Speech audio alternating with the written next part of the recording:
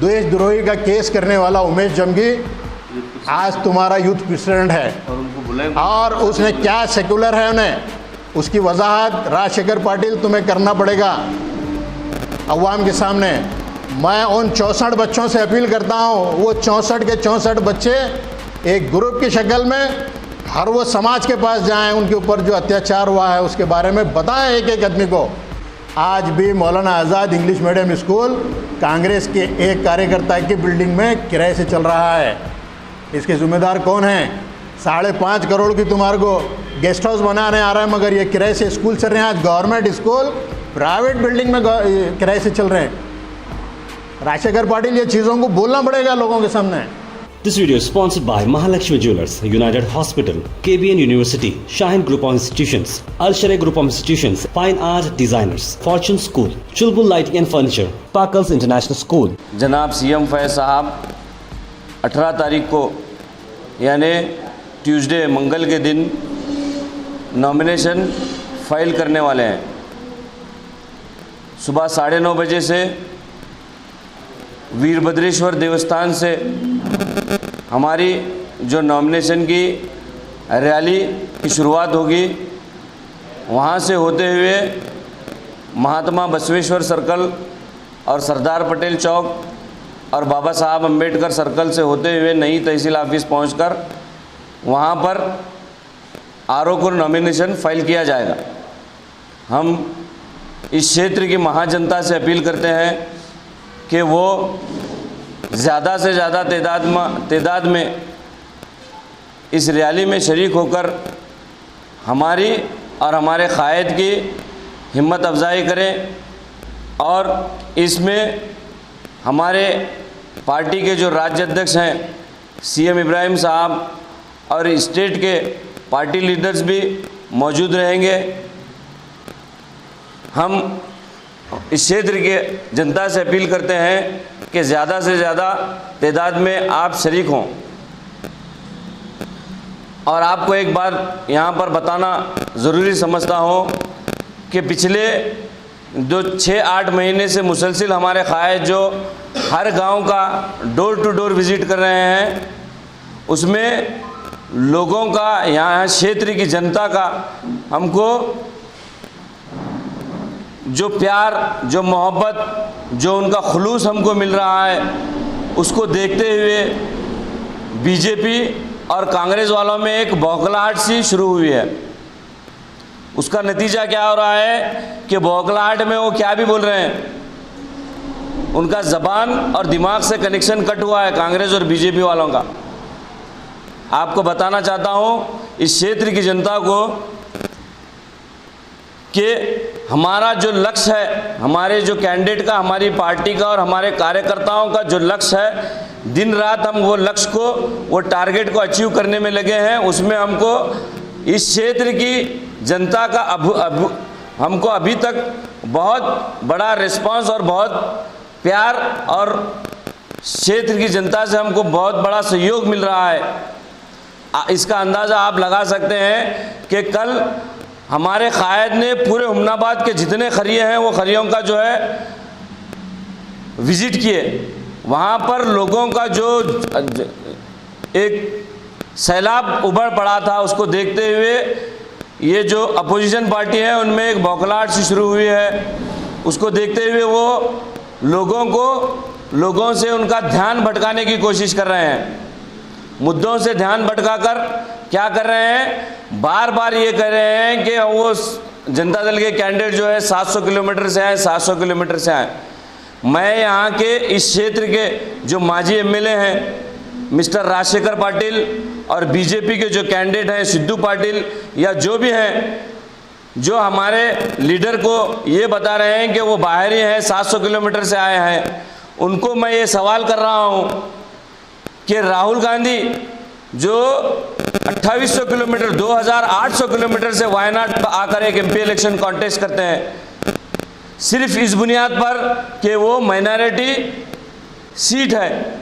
वायनाड जो सीट है वो माइनॉरिटी मुस्लिम प्लस क्रिश्चियंस की सीट है, सेफ सीट है बोलकर यूपी अमेठी छोड़कर जो है 2800 किलोमीटर से आकर वायनाड से कॉन्टेस्ट करे। मैं यहाँ के एमएलए साहब से ये सवाल करता हूँ कि वो क्या उनके राहुल गांधी जी का क्या ननियाल था वो जो वो कॉन्टेस्ट करे वहाँ आकर। सोनिया गांधी जी बेल्लारी से कॉन्टेस्ट करें। हम यहाँ के एमएलए साहब को, माजी एमएलए साहब को ये बताना चाहते हैं कि आप मुद्दों की पॉलिटिक्स करिए, लोगों को ध्यान भटकाने, लोगों को भटकाने का काम छोड़िए। 40 साल से आप यही काम करते आ रहे हैं, लोगों को भटकाना, लोगों को जो है डराना धमकाना। आप वो काम छोड़िए। आज जो प्रेस मीट बुलाने का मकसद ये है, कुछ दिन कबल हमने डेवलपमेंट के ताल्लुक़ से राजशेखर पाटिल को कुछ सवालात किए थे और एक मखसूस कम्युनिटी को डैमेज करने के ताल्लुक़ से भी हम सवालात किए थे, मगर आज तक उनका जवाब हमें नहीं मिला। वो सवालात फिर मैं एक दफ़ा दोहराना चाहता हूँ। जामे मस्जिद सराय के ताल्लुक़ से हमारा सवाल था, मगर उसका आज तक उन्होंने जवाब नहीं दिया। और दूसरी चीज़, हमने सर्किट हाउस का सवाल किया था, जो 5.5 करोड़ से कंस्ट्रक्शन की गई हुई इमारत थी, और उससे हमने गवर्नमेंट इंस्टीट्यूशंस के बारे में कंसल्ट करके उसका एक सवाल किया था, जिसका जवाब गैर ज़िम्मेदाराना तरीक़े से दिया गया। वो ऐसा अंदाज से जवाब दिया गया कि भाई वो मामूली आदमी भी उसको समझ रहा है, कि उन्होंने ऐसा जवाब दिया कि भाई सर्किट हाउस ज़रूरी है, वहाँ पर बड़े बड़े लीडर्स आते हैं, कुछ ऑफिसर्स आते हैं। वो बिल्कुल बात सही है, आते हैं। भाई ये सर्किट हाउस बनाने के बाद कितने ऑफिसर स्टे करे और कितने लीडर्स आए? वो तो पुराना गेस्ट हाउस मौजूद था। अगर उसको रिनोवेशन का काम अगर करते तो 2-3 लाख रुपए में रिनोवेशन का काम हो सकता था, अच्छी बन सकती थी। ये 5.5 करोड़ रुपए तुम ठेकेदारों के साथ एडजस्टमेंट कर कर ये बिल्डिंग को लाए हैं। हमारा इल्ज़ाम है, इसकी तुम सफाई देना पड़ेगा। हमने सीपीएस और जीपीएस स्कूल के ताल्लुक़ से इसलिए बताया कि वहाँ पर सुअरों का अड्डा बन गया है। आप भी जाकर एज ए प्रेस रिपोर्टर आप देख सकते हैं, वहाँ पर बच्चों को बैठने के लिए भी जगह नहीं है। मगर उन्होंने ऐसा जवाब दिया उसका स्कूलों के ताल्लुक़ से, मैं छुड़गुप्पा में डिग्री कॉलेज की बिल्डिंग बनाया, हुमनाबाद में मैं डिग्री कॉलेज की बिल्डिंग बनाया। राजशेखर पाटिल जी, ये समझ लीजिए, बच्चे एलकेजी से डिग्री तक आने के लिए वो स्कूल हैं प्राइमरी स्कूल, वो प्राइमरी स्कूल सुअरों का अड्डा बन गया है। वहाँ पर बच्चों को बैठने के लिए जगह तक नहीं है बराबर से, उनको सीटिंग अरेंजमेंट नहीं है। हम ये बोल रहे हैं आपको कि भाई बच्चा फर्स्ट स्टैंडर्ड से 12th तक पढ़ने के बाद डिग्री कॉलेज को जाता है। बच्चा पैदा होती है डिग्री कॉलेज को नहीं जाता। राजशेखर पाटिल जी, लोगों को तुम गुमराह मत कीजिए, लोगों को हमारे सवाल का सही जवाब दीजिए। और रही दूसरी बात, अब रमज़ान के महीने में एक सीज़न स्टार्ट हो गया है, टोपी पहनाने वाला टोपी पहन रहा है। अब ये बात जहन में रख लीजिए आप, ये सिर्फ बेवकूफ़ बनाने की टोपी है। इन्होंने कभी भी मुसलमानों का, माइनॉरिटीज़ का, SC ST का ये कुछ काम नहीं किए हैं। खाली मुसलमानों का है इफ्तार पार्टी करा रहे हैं आप। भाई आप कोली समाज को क्यों नहीं बुला रहे? आप ST समाज को क्यों नहीं बुला रहे? आप क्यों रेड्डी समाज को नहीं बुला रहे? क्यों तुम्हारे खुद के समाज को, लिंगायत समाज को तुम क्यों नहीं बुला रहे? तुम्हारे को हमारा चैलेंज है राजशेखर पाटिल जी, तुम्हारे समाज के 500 लोगों का एक प्रोग्राम कर कर बताइए हुमनाबाद में, अगर तुम में हिम्मत है तो। तुम खाली मुसलमानों को बहका कर तुम अगर वोट देंगे तो तुम बीजेपी को वोट दिए जैसा है। ये तुम्हारे बहकावे में कोई नहीं आएंगे। अब एक दफ़ा तुम दालचे खाने में ख़रीदने की कोशिश करें मुसलमानों को, अब कल बिरयानी खिलाकर ख़रीदने की कोशिश करें। तुम बिरयानी खिलाओ, तुम हलीम खिलाओ, तुम दालचा खाना खिलाओ। मुसलमान आज बिकने वाला नहीं है, दलित बिकने वाला नहीं है, कोली समाज के लोग बिकने वाले नहीं हैं, ST समाज के लोग बिकने वाले नहीं हैं। तुमने कोई समाज का डेवलपमेंट नहीं किया, सब समाज को तुम धोखा देकर आज तक राजकीय करे हैं। और यासीन ने बहुत तफसील से बताया म्यूनसिपाल्टी के बारे में भी। मैं राजशेखर पाटिल को एक वाटर सप्लाई के साथ ताल्लुक़ से एक सवाल करता हूँ। जब मेराजुद्दीन पटेल 97 में म्यूनसिपल मिनिस्टर थे, एक वो मिनी वाटर सप्लाई स्कीम छोटे हेलीखेड से चालू किए। वहाँ पर शानदार 11 बोरवेल मौजूद थे, जो हुमनाबाद को पानी की पूरी सहूलत होती थी डेली पानी आता था और रोज़ाना पानी आता था, जबकि 4 लाख गैलन पानी जमा करने की मेराजुद्दीन पटेल कैपेसिटी बनाए थे। आज उस स्कीम को पूरी बर्बाद करके रख दिए हैं, पूरे मोटर्स बेच दिया हैं वहाँ के। आज वो स्कीम तबाह व ताराज हुई है। क्यों? कि खालिस वो मेराजुद्दीन पटेल बनाए थे। इसलिए मेराजुद्दीन पटेल किसी एक कौम का काम नहीं, हर वो कौम का काम किए हैं, क्योंकि लोग उनको इसलिए चाहते हैं कि वो हर कौम के लीडर थे। किसी एक कौम को कभी भी उन्होंने एक तायद नहीं की, क्योंकि हम उनके साथ बहुत करीबी ताल्लुक़ात थे हमारे। उनके हालात मालूम नहीं है, उन्होंने हुमनाबाद में क्या क्या जुल्म किए हैं माइनॉरिटीज़ पर। वो मोहतरमा को मैं ये बोलना चाहता हूँ कि पहले इनका जायज़ा लें कि इन्होंने काम क्या क्या किए हैं, उसके बाद इन्होंने प्रेस में आकर बोलें।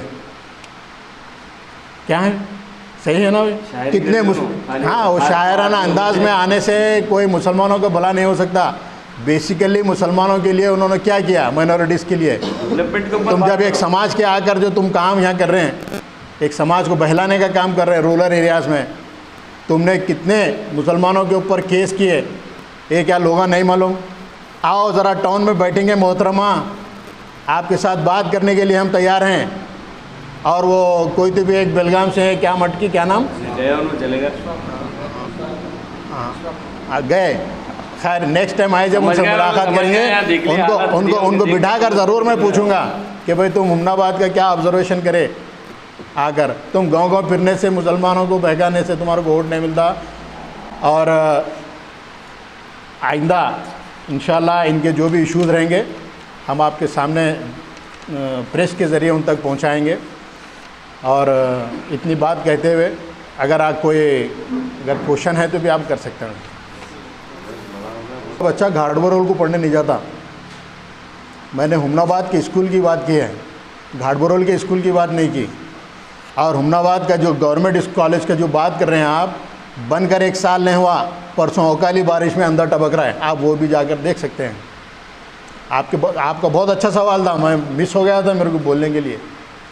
घाटबरोल नहीं जाता पढ़ने के लिए, कोई चुड़कुपा नहीं जाता पढ़ने के लिए। तुष्टिकरण, खुशनुदी की पॉलिटिक्स छोड़िए, टोपी और महरूमा पहनकर गांव-गांव में इफ्तार पार्टी देने से जो है यहाँ का जो माइनॉरिटी है, जो मुसलमान है, जो दलित है, वो आप समझ रहे हैं कि वो आपको वोट देगा। नहीं, हम आपसे मुतालबा कर रहे हैं कि आप ये तुष्टिकरण, जो अपीसमेंट की पॉलिटिक्स कर रहे हैं, टोपी महरूमा पहनकर गांव-गांव में जो है इफ्तार पार्टी देकर, खाना खिलाकर, ये जो है बंद कीजिए। आप मुद्दे की पॉलिटिक्स कीजिए। मुद्दे की पॉलिटिक्स क्या है कि आप 20 साल में यहाँ के माइनॉरिटी, दलित और बैकवर्ड कम्युनिटी के लिए क्या डेवलपमेंट किए, वो डेवलपमेंट बताकर वोट मांगिए अगर आप में ताकत है। This video is sponsored by Mahalakshmi Jewelers, United Hospital, KBN University, Shaheen Group of Institutions, Al-Sharia Group of Institutions, Fine Art Designers, Fortune School, Chulbul Lighting and Furniture, Sparkles International School.